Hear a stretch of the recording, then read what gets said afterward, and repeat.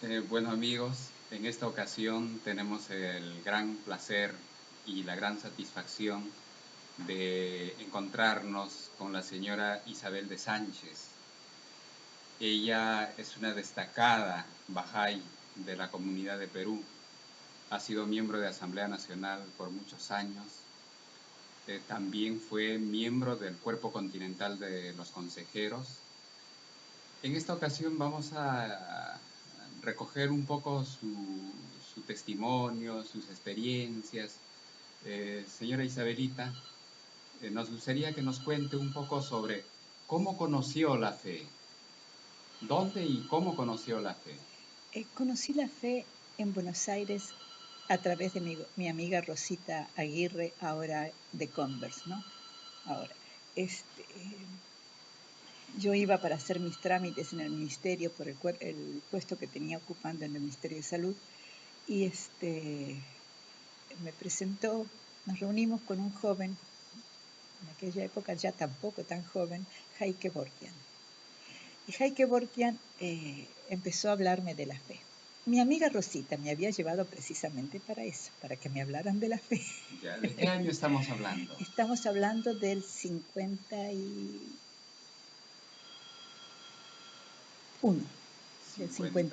¿En qué ciudad?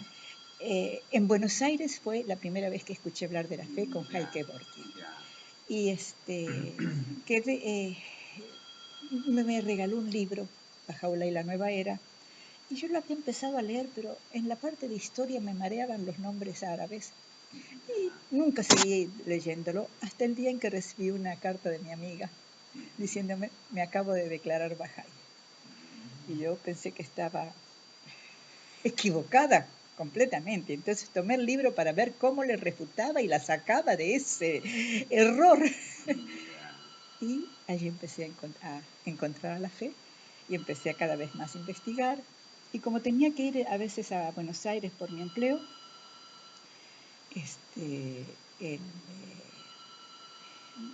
hacía que tenía oportunidades de ir al centro Bahá'í. Por supuesto que si era fiesta y novedías me mandaban a la cocina porque no podía estar en la parte de las fiestas y 9 días. Claro. Pero y a obtener cada vez más literatura, más.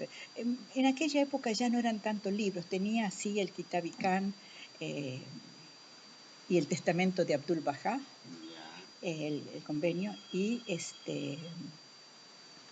Bajaula y la Nueva Era. Eran los únicos que hasta ese momento yo había.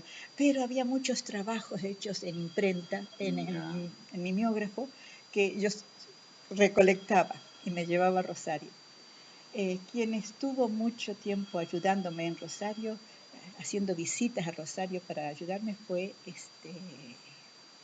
Atos Costas, ¿no? Que era el grupo de jóvenes de Buenos Aires. Rosita y Atos y Manuel Caballero y su. Era un grupo de jóvenes muy lindo, ¿no? Con quienes yo me reunía cuando iba a Buenos Aires. ¿Y en qué momento toma la decisión de aceptar la fe? Bueno, un proceso. Yo ya me sentía Bahá'í. Viajé en el 52 a la convención en Buenos Aires para declararme Señora Bahá'í. Isabel, ¿y en qué momento se vincula o se relaciona usted con Perú? No, en el 53 era la convención en Lima. Y yo ya era Bahá'í, me había hecho Bahá'í en diciembre del 52 y estaba con toda mi Usted está euforia. hablando de las convenciones esas que comprendían a varios países, A los ¿no? 10 países de Sudamérica. Claro, eran convenciones internacionales prácticamente. Sí, Ya. eran los 10 países de Sudamérica que se reunían. Ya. Después hubo la división de 5 y 5, pero en esa época era de los 10 países de Sudamérica. Claro. Ya. ¿Y luego qué pasó? Entonces vinimos A esa a convención. esa convención por tierra desde Buenos Aires hasta La Paz. Llegamos enfermas a La Paz, gracias a Dios los esposos Cuellar nos atendieron, nos dieron medicina y nos embarcamos con un grupo que venía también de Bolivia para la convención. Como sabían que llegábamos un poco enfermas, el primer Bahá'í que conocimos en Lima fue Enrique. A su esposo. Mandaron al médico para que nos revisara. Ya. Entonces, Él era médico ya en ese Sí, entonces. pero no estaba como Bahá'í declarado, pero Ah, él estaba nombrado, en ese momento estaba nombrado en el comité de recepción. ah, sí. Sí, no, su tarjeta fue después, Ah, sí, ¿no? pero Posiblemente él era contacto, algo así de los bajáis. era el hermano de Meche y Meche era una de las Ah, Bahá'í y él la llevaba a Meche a las reuniones, era muy ya. amigo de Demetrio, de todos ellos, todos, Ah, para todos era como si fuera un Bahá'í, simplemente, claro. y se comportaba como un Bahá'í, pero no firmaba la tarjeta todavía. Ya. Y cuéntanos un poco sobre su experiencia como secretaria nacional. Uy, yo había estado en una época cuando estaba Dorothy Campbell de secretaria. Ya. Yo a veces la ayudaba Ajá. y veía todo el trabajo que tenía. Pero cuando me nombraron a mí, no estaba Dorothy, no había nadie quien me pudiera decir las cosas de la secretaría. Entonces, fue, menos mal que ya algo más o menos yo había visto de lo que hacía Dorothy. Entonces, a empezar, ¿no? Pero había muchos bajáis muy lindos, como el doctor Aguilar, como Mechita siempre me ayudaba. Entonces, fue muy Enrique, que también me ayudaba en todo, ¿no? En la casa yo tenía mucha ayuda para que pudiera ser secretaria. Entonces, tuve mucho ayuda para poder empezar ese trabajo. Pero, por supuesto, nunca se puede ser muy eficiente. Yo no era muy eficiente en absoluto. Ya. Pero sin embargo fue elegida secretaria nacional por muchos años, ¿no? Y eso es un mérito. Pienso porque era la que tenía tiempo. Como esposa que no trabajaba, entonces era la que tenía tiempo. Ya. Pero por lo que sea, fue un honor poder estar, ¿no? Poder Tantos servir años, ¿no? en ese campo. Claro. Háblanos un poco sobre su experiencia como consejera durante 10 años. Bueno, ¿Qué es lo que más recuerda? ¿Qué puede destacar de ese bueno, periodo? para mí, yo tenía mi propio consejero, Eloy Anhelo. Yo le Ya. decía, tú eres mi consejero, ayuda. Otro que nos ayudaba muchísimo era el doctor Arbat. Este, Fue una experiencia muy linda trabajar con tantos miembros de diferentes partes y tan hermosos miembros, ¿no? Me acuerdo quien nos inspiraba siempre con las cosas era Birkland. Muy... Ay, pero tantos, tan hermosos, gentes con que se trabajaba, que realmente era un placer estar en ese núcleo, ¿no? Y uno se sentía muy pequeña al lado de todos ellos, ¿no? Porque eran gentes con mucho conocimiento y con mucha potencialidad, con mucho esfuerzo dado a la fe. Y sobre todo el contacto permanente con el Centro Mundial, ¿no? Ah, sí. Es un privilegio Y eso. eso es lo que yo observaba. Eh, no nos dejaban solos. A veces venían los miembros del Centro Internacional de Enseñanza a alentarnos. Otras veces nos tocaba ir al Centro Mundial y teníamos allí con todos los consejeros del mundo y con la Casa Universal de Justicia. O sea que es un constante alentar porque cuando uno está trabajando en algo que es muy grande y uno a veces no puede concebir la grandeza de lo que a lo que se está metiendo, ¿no? Entonces se necesita periódicamente ese aliento, esa inspiración, esa orientación hacia dónde vamos, ¿no? Y eso se nota mucho cuando uno está trabajando allí, ¿no? Fue una cosa que para mí, sé que había mucha gente con mucha más capacidad que yo y eso me hacía sentir muy preocupada porque cada uno da de acuerdo a su capacidad, ¿no? Y lo que yo podía dar tal vez era muy poco, pero la experiencia fue hermosísima. Señora Isabel, háblenos un poco sobre el doctor Enrique Sánchez. Él es otra de las figuras de nuestra comunidad nacional. Estuvimos observando que él ha sido uno de los primeros miembros de la Asamblea Espiritual Nacional de los Bahá'ís de Perú, ¿no? Sí. Cuando se eligió en el año 61, ¿no? Sí. Háblanos un poco sobre él. ¿Qué es lo que más recuerda del doctor Enrique Sánchez? Enrique fue un hombre que realmente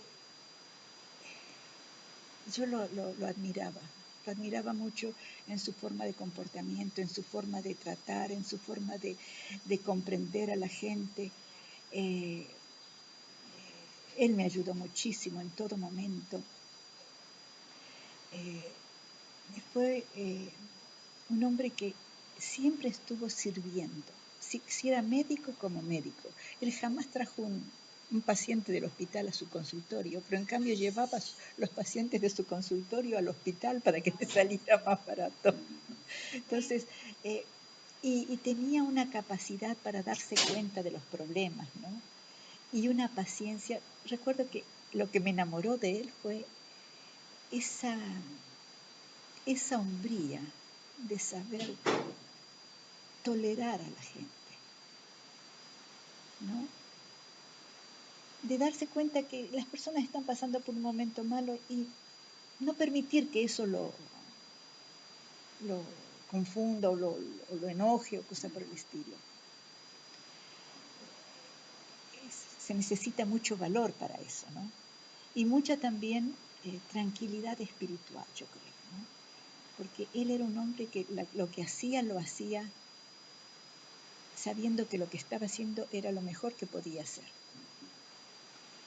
Y él estuvo en la primera Asamblea Nacional de Perú y siguió siendo miembro. Y después ya, cuando dejó de ser miembro porque ya estaba enfermo, siguió siendo el representante legal y yo pedí a la Asamblea, por favor, cámbienlo porque ya no va a poder firmar. ¿No? Pero él, bueno, fue un hombre muy especial, muy, muy especial. Otra personalidad muy cercana a usted es la señorita Meche, Mercedes Sánchez. Ese trío, Mamá Nico, la madre de ellos, Meche y Enrique, eran gentes muy especiales realmente. Meche, una persona que siempre estuvo pensando en los demás. Si era dentro de la familia, ella pensaba por toda la familia. Sus recomendaciones, por favor.